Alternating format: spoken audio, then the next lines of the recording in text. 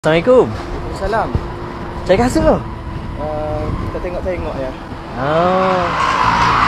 Tapi tadi sini ada kerja kosong ke be? Hijau kosong? Rasanya tadi kita mutar-mutar dah cari kerja sekedar tak sambil kita be. Lah ya, kau apa tak usah ambil? Mungkin sebab kita bekas bandu ke be. Lah, bekas bandu pun tak apa. Kita manusia bertolong juga. Di mata Allah tu tak. Manusia sama ya, bandu kau tak bandu pun. Ni apa dengan kasut-kasut tak pakai, lipat tak pakai ni? Kita tadi baru turun masjid. Lepas tu tengok-tengok selipar tak ada dah. La ilaha illallah. Masih tak? Dah tengoklah kasut, tengok-tengok tak apa. Cari hijau. Kenapa? Ni, dia cari hijau. Tadi molek lah aku ingat lepas ni mu ada pembantu lah. Aku ingat aku nak ambil dia hijau lah. Nak ada hijau sini? Ada kerja kosong ke be? Boleh. Sini habis sore ya. Dengar?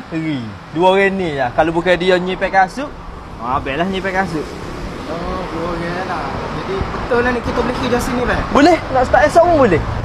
Betul ni be? Boleh? Allah Akbar. Terima kasih banyak be. Nanti dulu. Pakai saya ke apa kasut? 7.5 be. 7.5. Itai boleh itai? Bak apa be? Mari sini. Ni 7.5 ke? Belum dah tu. 7.5 warna hitam. Habis sedekah. Betul ke be? Oh, pakai warna hijau pun boleh.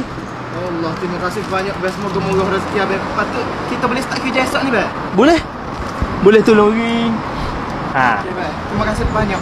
Nama Abang Kifli. Okey be. Terima kasih banyak be. Semoga Sama-sama. murah rezeki be ni be. Ni Zamri. Jadi kita minta diri dulu dah. Esok kita mari. Okey be. Diri dulu. Beres. Jalan molek. Lepas ni mu dapat pembantu lah. Dek, apa mau ambil dia hijaunya? Apanya? Bukan mana tu? Lah apa kalau bekas bandu pun niat dia molek mari nak hijau. Aku nyanyo tengok dia dengan selipar tak pakai. Kita ni kedai kita lah ni tengah naik ni. Mari dia punah reputasi kedai kita. Punah ke mana pula? Sama je kan, dia pun manusia juga. Dia cari duit halal ke tu.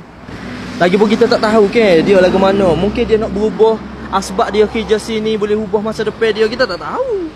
Oh, mu cayo hidup-hidup gitu ni nak ayat kamu. Bekas banduan ni, dia besok masuk jaga, dia tubik dia buat pula kebanyakan gitu orang aku kenal.